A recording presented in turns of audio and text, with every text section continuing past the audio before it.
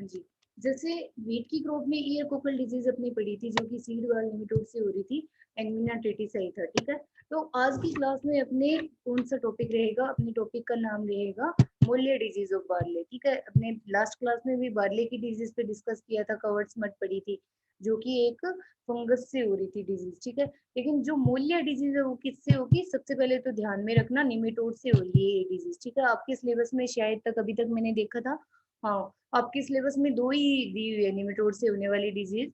तो दोनों का ऐसा है कि हो सकता है कि इनमें से एक डिजीज तो आपके 15 मार्क्स में पूछ ही ले, क्योंकि एक दो बार पूछ भी चुके हैं, तो इम्पोर्टेंट पॉइंट रहेगा ये, ठीक है।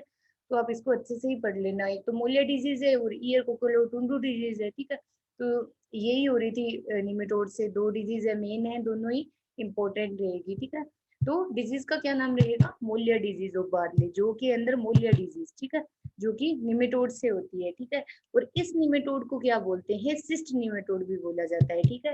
हेट्रोडेरा एविनी इसका नाम रहेगा निमेटोड का, और इसको सिस्ट निमेटोड भी बोला जाता है, सिस्ट, ये ध्यान रखना। तो एक नंबर का आपका क्वेश्चन यहाँ से भी बन जाता है कि सीड गाल निमेटोड कौन सा है, तो वो कौन सा रहेगा, एंगमिना ट्रेटिसाई। और यहाँ से क्वेश्चन आता है कि सिस्ट निमेटोड कौन सा है, तो वो कौन सा रहेगा, हेट्रोडेरा एविनी, ठीक है। इसको थोड़ा सा ध्यान रखना, 1 मार्क्स के लिए इंपॉर्टेंट पॉइंट है, ठीक है।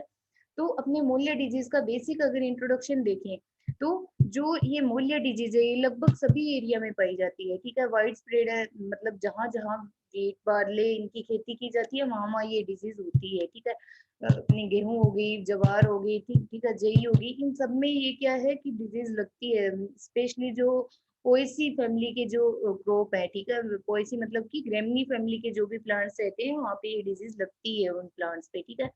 तो लगभग ये और कहाँ कहाँ पाई जाती है, यूरोप में, कनाडा में, ऑस्ट्रेलिया में, इंडिया में, सब जगह इसका प्रकोप जो है वो देखा गया है, ठीक है। और इंडिया के अंदर इसको, इस डिजीज को सबसे पहले कब रिपोर्ट किया गया था, 1957 में वासुदेवा नाम के साइंटिस्ट थे, उन्होंने इंडिया के अंदर इसको रिपोर्ट किया था। सबसे पहले राजस्थान में भी शायद सीकर जिले में इसको रिपोर्ट किया गया था। एक बार उसको और देख लेना, मेरे को जितना याद आ रहा है सीकर जिले में इसको रिपोर्ट किया था, ठीक है। और वासुदेवा ने इसको रिपोर्ट किया था सबसे पहले 1957 में। हो सकता है 1 मार्क्स में पूछ ले, तो ध्यान रखना इस पॉइंट को भी। नेक्स्ट है हाँ, और अभी फिलहाल ये कहाँ कहाँ ज्यादा फैली जाती है, ज्यादा इसका प्रकोप पाया गया है, राजस्थान, हरियाणा, पंजाब, दिल्ली, क्योंकि यहाँ पे क्या है कि वीट की ग्रोथ बहुत ज्यादा उगाई जाती है, ठीक है। तो वीट में भी ये डिजीज सेम फैलती है, और बार्ले की भी जब क्रॉप होती है तो ये भी इन्हीं एरिया में ज्यादा उगाई जाती है, ठीक है। तो इन दोनों क्रॉप में इसका क्या है, ज्यादा प्रकोप देखने को मिला है, ठीक है। और इससे राजस्थान में नोट किया गया है कि लगभग 50% तक क्रॉप डैमेज हो जाती है, 50% तक क्रॉप जो है वो पूरी तरह से खराब हो जाती है, ठीक है। नेक्स्ट है, इसको दूसरा नाम इसका क्या है, सीरियल सिस्ट निमेटोड भी बोला जाता है, ठीक है, या फिर सीरियल सिस्ट इलवॉर्म भी बोला जाता है। इलवॉर्म निमेटोड के लिए वर्ड यूज किया जाता है, ठीक है। इसको ध्यान में रखना, यहाँ से एक नंबर का आपका क्वेश्चन बन जाता है इसमें से कि सीरियल सिस्ट निमेटोड कौन सा है, तो हेट्रोडेरा एविनी रहेगा, ठीक है। इसकी अगर होस्ट रेंज देखें, होस्ट रेंज मतलब समझ रहे हो कि कौन कौन से प्लांट पे अटैक होता है, तो आपको बता दिया, पोएसी या फिर जो ग्रेमनी फैमिली के जो प्लांट्स है उसके ऊपर इसका ज्यादा अटैक रहेगा, जैसे वीट हो गया, बार्ले हो गया, जई हो गया, राई हो गया, बाजरा, मेज, ठीक है। और अदर भी बहुत सारे प्लांट्स पे इसका अटैक रहता है, ठीक है। तो इसकी एक वाइड होस्ट रेंज रहती है, ठीक है, इसको भी ध्यान में रखना। नेक्स्ट अगर बात करें इसके सिम्टम्स की, तो इसके सिम्टम्स में अपने स्टेप बाय स्टेप देखेंगे कि इससे क्या क्या होता है, कैसे कैसे प्लांट के ऊपर प्रभाव पड़ेगा, ठीक है। तो इसके अंदर जो इन्फेक्टेड प्लांट रहते हैं वो ड्वार्फ हो जाते हैं, ठीक है, ड्वार्फ हो जाएंगे, बोने रह जाते हैं, उनकी ग्रोथ नहीं हो पाती है, ठीक है।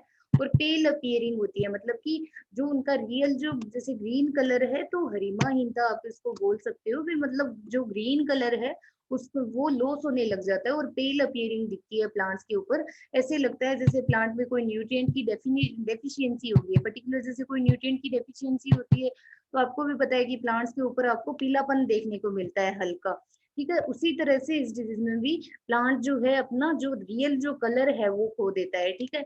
नेक्स्ट, जो लीव्स है, ठीक है, वो भी डिसकलर्ड हो जाएगी, येलो कलर में कन्वर्ट हो जाती है, ठीक है। और उनकी जो लीफ की जो टिप पोर्शन है, टिप पोर्शन तो मतलब समझ रही हो, ये जैसे लीफ है, ये लीफ है, यहाँ से जो टिप पोर्शन है ना, ये वाला पोर्शन है, तो यहाँ से आपको रेडिश अपीयरेंस उसकी होती है, हल्का रेड कलर भी उसके ऊपर देखने को मिलता है, ठीक है। नेक्स्ट है, इसके अंदर जो टिलरिंग है वो नहीं हो पाती है, टिलरिंग कम हो जाएगी, रिड्यूस हो जाएगी टिलरिंग। हाँ जी, तो टिलरिंग है वो रिड्यूस हो जाती है, मतलब कि टिलरिंग मतलब तो समझ रहे हो, जो साइड शूट निकलते हैं, ठीक है, तो वो भी कम हो जाते हैं, टिलरिंग नहीं हो पाती है प्लांट्स के अंदर, ठीक है। और जो मतलब बहुत ज्यादा कभी कभी अटैक अगर हो जाता है प्लांट पे, तो क्या होता है, ईयर हेड नहीं बन पाता है, ठीक है, उसकी बाली नहीं बन पाती है प्लांट्स की, ठीक है। क्यों नहीं बनेगी? क्योंकि ये जो हेट्रोडेरा एविनी है ना, ये क्या करता है कि ये मेनली जो प्लांट्स की रूट्स है उनको पूरी तरह से डिस्ट्रॉय करता है। इसका जो इन्फेक्शन है मेनली रूट पोर्शन पे ज्यादा रहता है, ठीक है। तो पौधे की अगर जड़ ही खत्म हो गई अपनी, अब नॉर्मल अगर एक एग्जांपल से बताऊं, जैसे अपना है, तो बोलते हैं ना कि आपकी अगर रूट है, आपकी अगर जड़ ही खराब है, तो फिर आप कैसे मतलब की काम करोगे। तो वही चीज यहाँ आता है कि अगर पौधे की अगर जड़ ही खराब होगी, जड़ से ही तो उसको पूरा पोषण मिलेगा, जड़ से ही सारे पानी मिलता है, फूड सप्लाई भी, मतलब जैसे रूट को होता है तभी तो वहां से ग्रोथ होगी प्लांट की, ठीक है। तो अगर इसकी जड़ ही खराब हो जाएगी तो ऑब्वियसली बात है कि पौधा तो खराब होगा ही होगा, ठीक है। तो इसके अंदर क्या होगा कि रूट है वो पूरी तरह से किल हो जाती है, मर जाती है, ठीक है, एक तरह से, मतलब रूट है वो पूरी तरह से डिस्ट्रॉय हो जाएगी, ठीक है। नेक्स्ट है, और आगे प्लांट की जो ग्रोथ है वो नहीं हो पाएगी, ठीक है। नेक्स्ट है और नेक्स्ट क्या होगा कि जो रूट्स है वो पूरी तरह से खराब हो जाएगी, और उसकी जो एक्स्ट्रा ग्रोथ होने लग जाती है, ठीक है, इधर देख रहे हो ना, रेजिटिंग मैनर, मतलब कि रूट के एक्स्ट्रा ग्रोथ होने लग जाएगी और फैल जाती है रूट, ठीक है। और in badly affected plant the whole root system become dwarfed and matted, ठीक है।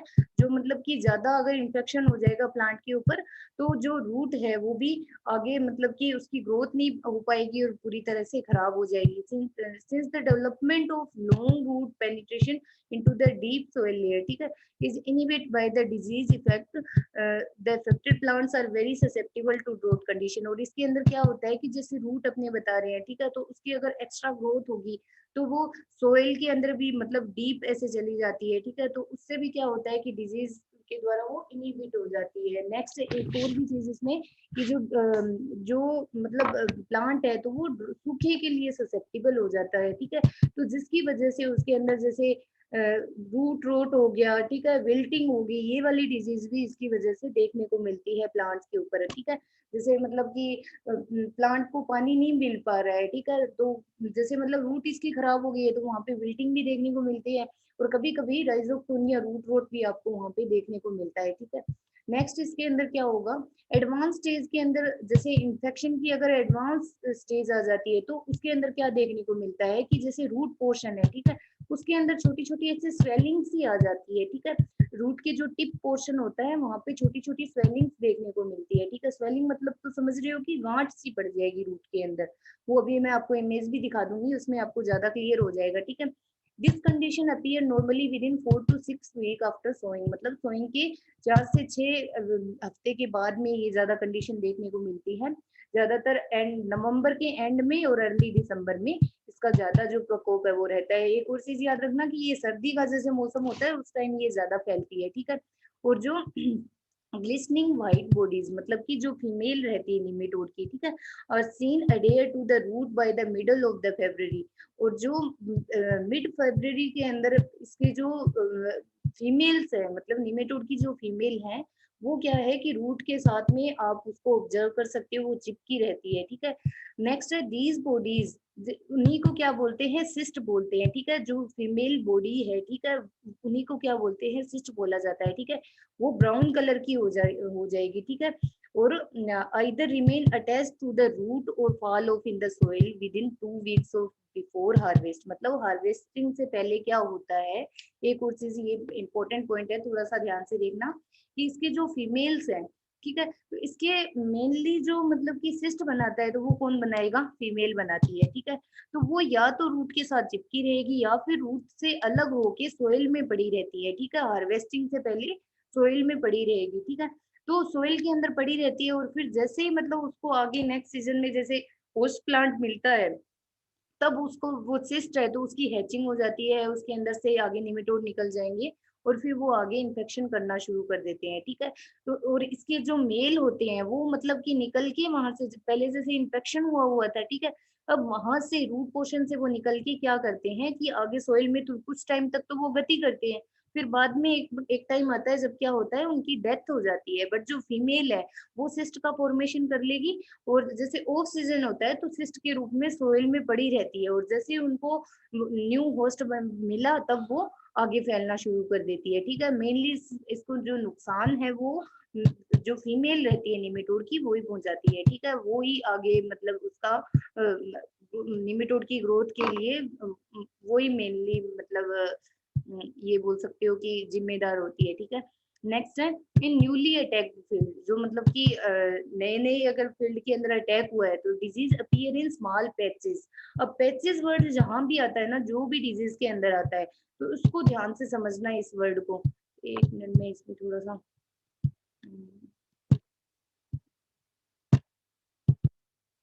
हाँ जी, यहाँ आप देख सकते हो कि जैसे ये आपका कोई एक वीट का फील्ड है, ठीक है, इसके सॉरी वीट या फिर बार्ले कोई भी मतलब क्रॉप का फील्ड है, ठीक है, वहां पे जैसे आपने यहाँ पे अलग अलग प्लांट्स ऐसे लगे हुए हैं पूरे खेत के अंदर, है ना। तो पैचेस का मतलब क्या होता है वो मैं यहाँ पे समझा रही हूँ आपको कि पैचेस को पैचेस बार बार वर्ड अगर आता है आपके कोई भी डिजीज के अंदर ये आ सकता है, तो इसका मतलब क्या होता है, जैसे ये पौधे लगे हुए हैं, ठीक है, अपने फील्ड के अंदर, तो पैचेस का मतलब क्या होगा कि कोई भी अगर डिजीज है तो वो पहले यहाँ से मतलब कि जरूरी नहीं है इसी जगह से, मतलब फील्ड के कोई भी पार्ट से इतने पौधों को उसने खराब कर दिया, ठीक है, और इतने पौधों को उसने बीज से जैसे खराब कर दिया, इतने पौधों को उसने यहाँ से खराब कर दिया, मतलब कि छोटे छोटे ऐसे बोल सकते हो आप कि 6 से 7 प्लांट एक जगह से खराब हो जाएंगे, कहीं आपको इस तरह से देखने को मिलेगा। तो उसी को क्या बोलते हैं कि डिजीज जो है एक पैचेस में आती है, ठीक है, पैचेस में आएगी मतलब कहीं कहीं आती है और लगभग 8 से 10 प्लांट खराब कर देगी, फिर 8 से 10 प्लांट आपको एक जगह खराब हुए दिख जाएंगे, फिर 8 से 10 प्लांट इस तरह से, ठीक है, इसका मतलब होता है कि पैचेस में आ रही है डिजीज, ठीक है। तो ये जो हेट्रोडेरा एविनी है जो निमेटोड है वो भी फील्ड को ऐसे पैचेस में नुकसान पहुंचाता है। फिर लेटर स्टेज में क्या होगा कि यहाँ से जैसे 8 से 10 प्लांट है वो खराब हो गए, तो धीरे धीरे वो क्या होते हैं कि फैलना शुरू हो जाएंगे, अपने आसपास के प्लांट को और खराब करेंगे, ये वाले हैं जो आसपास के प्लांट को और खराब करेगा, और धीरे धीरे क्या होगा कि पूरे फील्ड में जो डिजीज है वो फैल जाएगी, ठीक है, इस तरह से इसका नुकसान होता है फील्ड के अंदर, ठीक है। नेक्स्ट अभी इसमें देखेंगे, हाँ जी, नेक्स्ट वाले पोर्शन में इसमें देखेंगे कि small patches of 2 to 3 feet diameter, ठीक है, 2 to 3 फीट उसका डायमीटर आप बोल सकते हो कि इतना उसका डायमीटर रहता है, वहां वहां से नुकसान पहुंचाएगी। और नेक्स्ट स्टेज में क्या होगा कि वो पैचेस है उनका साइज इंक्रीज होने लग जाएगा, और धीरे धीरे क्या होगा कि पूरे फील्ड को खराब कर देते हैं, ठीक है, पूरे फील्ड के अंदर इन्फेक्शन हो जाता है। इस तरह से इसका मेनली इसके जो सिम्टम्स है वो रहेंगे, ठीक है। एक बार दोबारा से रिपीट करवा देती हूँ, समराइज कर देती हूँ, थोड़ा सा ध्यान देना। फर्स्ट तो क्या होगा कि जो प्लांट है वो बोना रह जाएगा और प्लांट के अंदर बाली नहीं बनती है, अगर बनती है तो उसमें दानों का फॉर्मेशन नहीं हो पाएगा, और अगर दाने बाई चांस बनते हैं तो थोड़े बहुत ही बनते हैं, पूरा एक दाना नहीं बनेगा, ठीक है।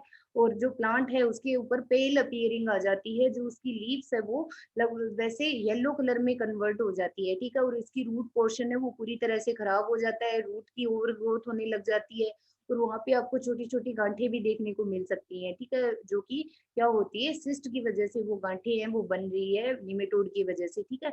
नेक्स्ट अब इसमें क्या बताया था कि जो गांठें हैं या फिर जो फीमेल है वो आपको रूट के साथ या तो चिपकी हुई दिख जाएगी या फिर वो सोइल के अंदर पड़ी रहती है, ठीक है।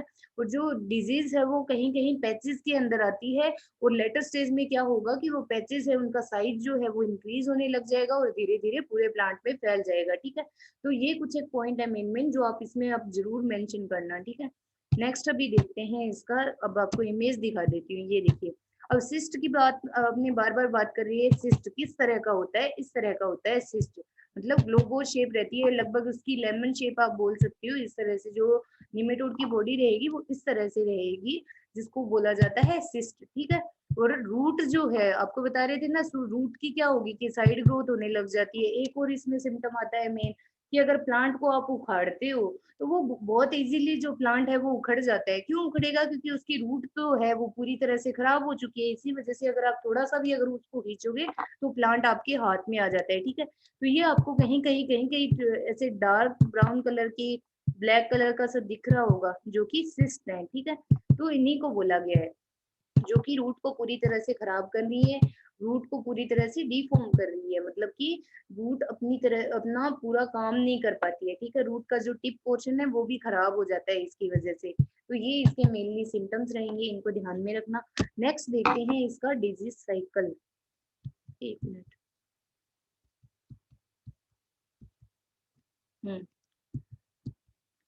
अब आपको पता तो है कि जो कोजल ऑर्गेनिज्म इसका क्या रहेगा, हेट्रोडेरा एविनी रहेगा, और एक ये क्या है, एक निमेटोड है। ठीक है, तो अभी इसका अगर डिजीज साइकिल देखें तो डिजीज साइकिल में फर्स्टली तो एक और चीज ध्यान रखना, ऐसे ही अपने एंगविना ट्रेटिसाई के अंदर किया था कि इसकी जो सेकंड स्टेज जो जुवेलाइन होती है, सेकंड स्टेज जुवेलाइन होती है, वो ही आगे इंफेक्शन करने में मेनली रिस्पॉन्सिबल होती है। ठीक है, तो इसके अंदर भी सेम ही है कि इसकी जो सेकंड स्टेज जुवेलाइन होगी वही आगे इंफेक्शन करने में रिस्पॉन्सिबल होती है। ठीक है, तो इसके जैसे सेकंड स्टेज जुवेलाइन है, ठीक है, उसके अंदर हैचिंग हो गई और एग का फॉर्मेशन हो गया। ठीक है, अब वो आगे क्या होता है, हैचिंग होने के बाद में क्या होगा कि इससे निमेटोड निकल जाएंगे। अब निमेटोड निकलने के बाद क्या होगा कि वो रूट के अंदर पेनिट्रेट कर जाएंगे। पेनिट्रेट तो मतलब समझ रहे हो कि भेदन हो जाएगा। ठीक है, रूट के अंदर भेद के और आगे रूट को पूरी तरह से उससे रूट से अपना पोषण लेना शुरू कर देता है। ठीक है, और रूट के ऊपर आपको छोटी छोटी गांठें सी दिखाई देंगी इसकी वजह से। ठीक है, वहां से, क्योंकि रूट का जो पूरा पोर्शन है वो तो निमेटोड ले रहा है।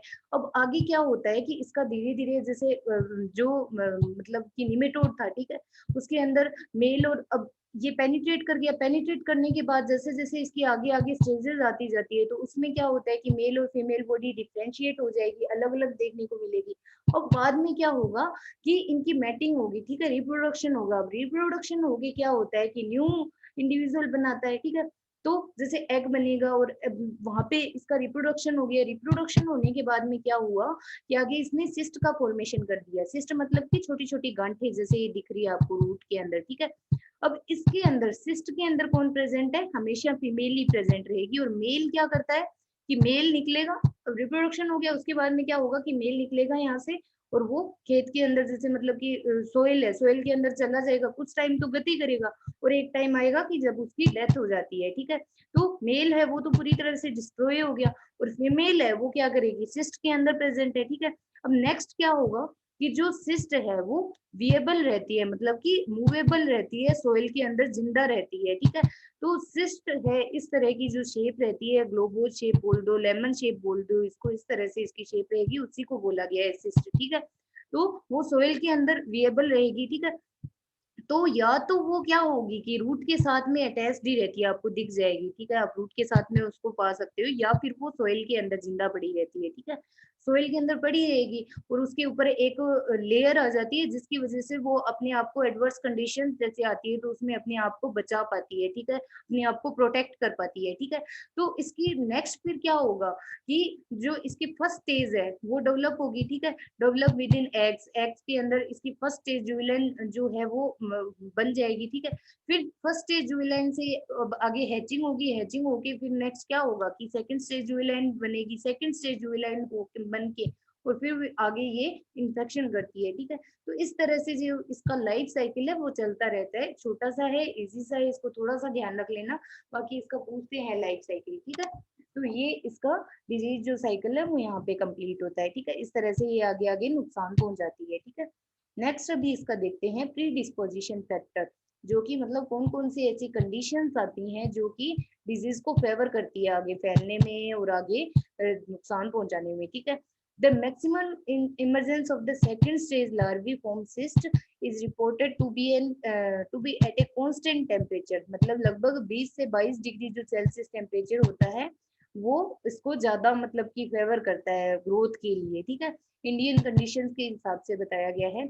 Cyst present in well aerated soil जो रहती है, ठीक है, उसके अंदर इसकी जो हैचिंग है वो बेटर होगी। ठीक है, नेक्स्ट है light texture soil will good moisture aeration and drainage facilitate the migration of the second stage larvae in the soil. मतलब कि अगर लाइट टेक्सचर सोइल है, उसके अंदर मॉइस्चर कंडीशन अगर अच्छी है, एरिएशन कंडीशन अगर अच्छी है, तो जो सेकंड स्टेज जब लार्वी होती है वो इजीली माइग्रेट कर पाती है एक जगह से दूसरी जगह, ठीक है। और नेक्स्ट आती है कि अगर कॉन्टिन्यूअस कल्टीवेशन कर रही हो आप होस्ट क्रॉप का एक ही जगह पे, तो भी इसकी जो डिजीज है वो ज्यादा फैलती है, ठीक है। तो ये इसके होगी प्री डिस्पोजिशन या फिर कौन कौन सी जो कंडीशन है वो फेवर करेंगी, ठीक है। नेक्स्ट अब आता है मैनेजमेंट।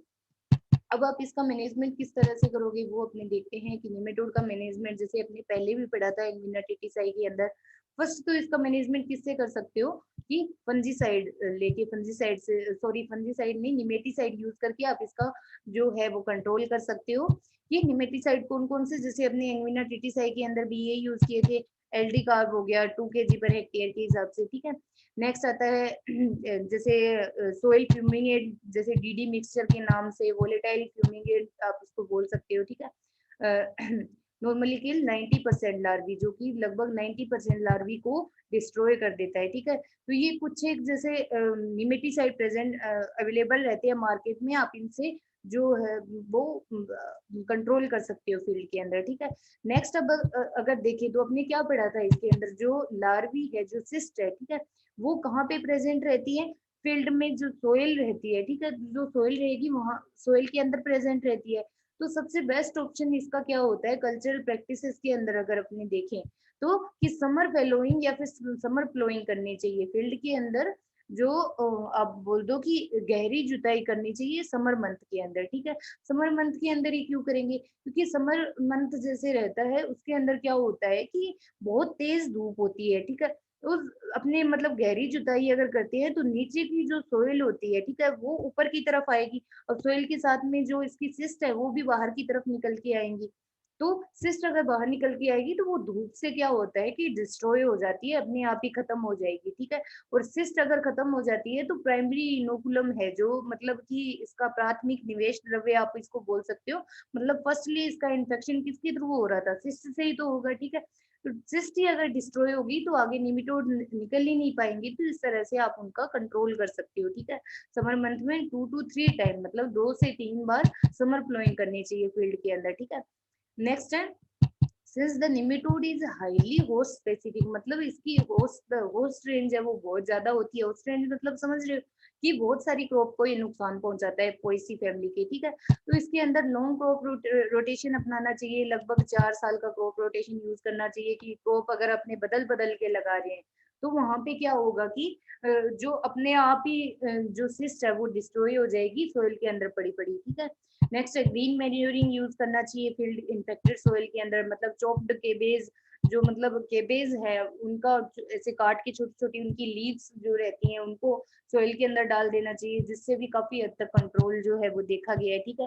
और नेक्स्ट जो सबसे ज्यादा अच्छा या फिर चीप मेथड कौन सा रहेगा, कि इसकी रेजिस्टेंट वेराइटी यूज करनी चाहिए बालरे के, जिससे अपने आप ही जो है डिजीज लगी नहीं पाएगी क्रॉप के ऊपर, ठीक है। तो रेजिस्टेंट वेराइटी कौन सी रहेगी, BP 263 सी 164 होगी, BP 264 होगी। तो कुछ एक ये रेजिस्टेंट वेराइटी है जो फील्ड के अंदर सॉरी मार्केट के अंदर अवेलेबल रहती है, तो इनको आप यूज कर सकते हो, ठीक है।